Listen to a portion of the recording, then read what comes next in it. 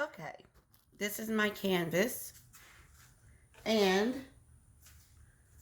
I'm about to show you how to do drop pours that I really like to do for certain pictures. I've already, as you can tell, I've already done one picture, and I'll show you that in a second. But for this picture, I'm going to show you what I'm doing. So here's my red. It's okay to just, if you have paint already open, it's okay to just sit it on top of there because it will be covered up in just a second. So I have my white. It doesn't matter how much or how less you put in here because all that matters is this is yours. This is what you're doing. My red. I'm putting a little bit because I'm going to layer it because this whole cup will be full by the time I'm done. So, another red. And I'm putting red in between the layers because I'm not putting as much red as the other two, which is why I'm putting a lot of red. And I don't like the way that my white is pouring, so I'm going to have to find my stick and stir it again because my white is really coming out globby, and I don't like that. And as you can tell, I'm using regular house paint. You don't have to go out and buy all these different types of expensive paints to make something nice for your walls, for your house. Yeah, you can, there's so many different types, but me, myself, I'm on a budget. So my budget calls for me to use paints from Lowe's. I get every single last one of my paints from Lowe's. One, because I get my military discount, and also because I really like Lowe's quality of paints. I really, really like Lowe's quality of paints. So that's why I go to Lowe's for all my paints. Something I want to mention, you see this size? You can get any color this size from Lowe's for $4. And trust me, when you're doing something like this, $4 goes a long way. I just did that one. A very, very, very long way. So here's my globby white. And I'm actually okay right now with my white being this globby. Only because it is going to make my picture textured. My picture is not going to be flat. It's not, you're not going to be able to run your hand over it. Flat as a countertop, flat as a board. That is not going to be what this. That is not going to be what this picture is going to look like. It's just flat. So therefore, I don't mind my white being a little bit globby right now. And this is almost full. And I will show you two different ways you can do a paint pour. There's two different ways. One, you can just pour it on any kind of way you want. And another one is you put the cup upside down and then you pull it off all at one time. Pull it off all at one time. And then the paint just goes everywhere. So let me go ahead and finish this cup. You see my globby whites going in. Like I said, this is probably the only time I'm not going to mind my white being globby. So here we go. We're almost done with this one.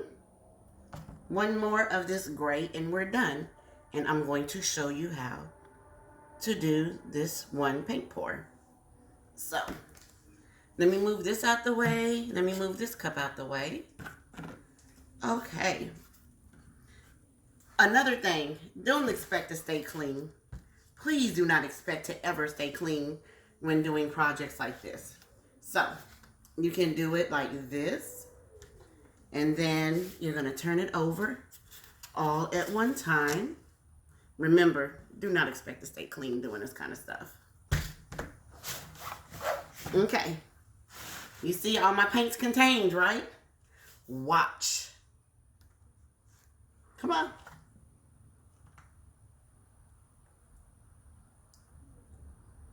So you see that paint coming out.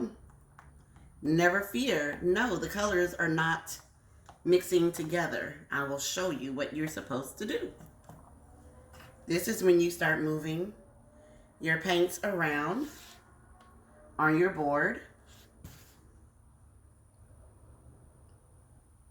It looks like the paints are mixing in, but they're really not.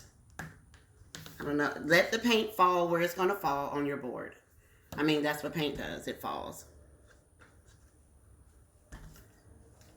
So, as you can see, there's texture. I don't know if you can see, there's texture because of the globby white paint.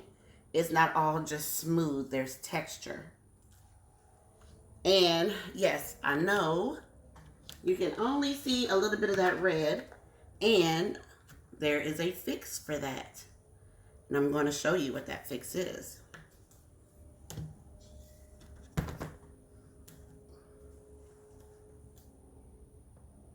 This is your fix. Any kind of design you want to do it in, any kind of way you want to make it, this is your fix for that. Now, as you can see, I have this corner still. I have this corner still that is not all done. I have a couple more corners that are not all done. So, since we put the red on there, we're going to do some more of this. Please remember, I am not a professional. I watched a couple of YouTube videos and said, I love that.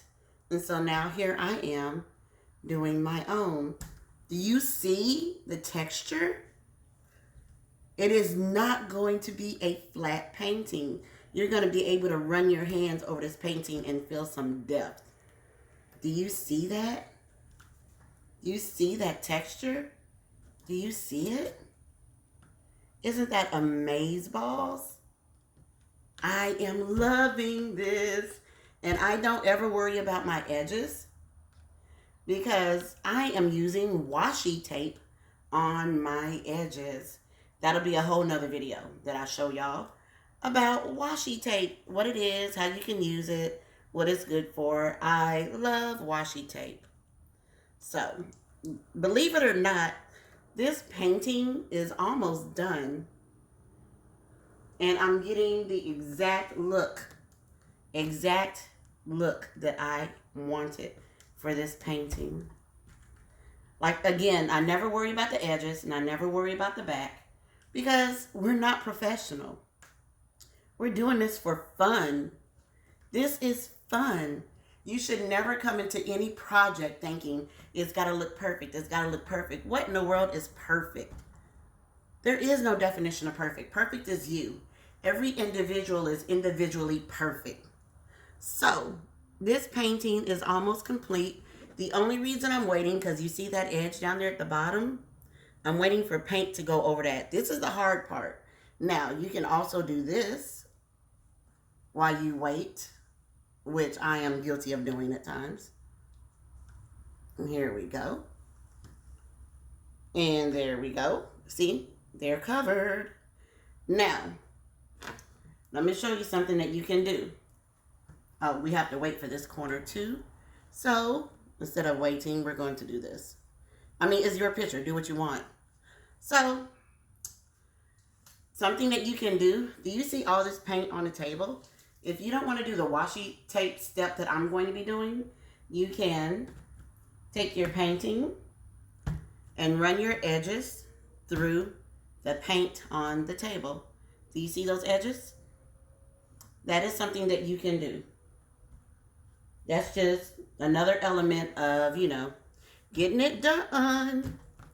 And like I said, I have one more color to add to this, and it's black. But I cannot add it until this is dry. And yes, I will be making another video for that, for the black element that I'm adding to these pictures. So, this is basically just my first step. Making my pictures for my bathroom. Once again, my bathroom is white, gray, red, and black. And so, here we go. All of my edges are done. All of my edges are done. my picture is done.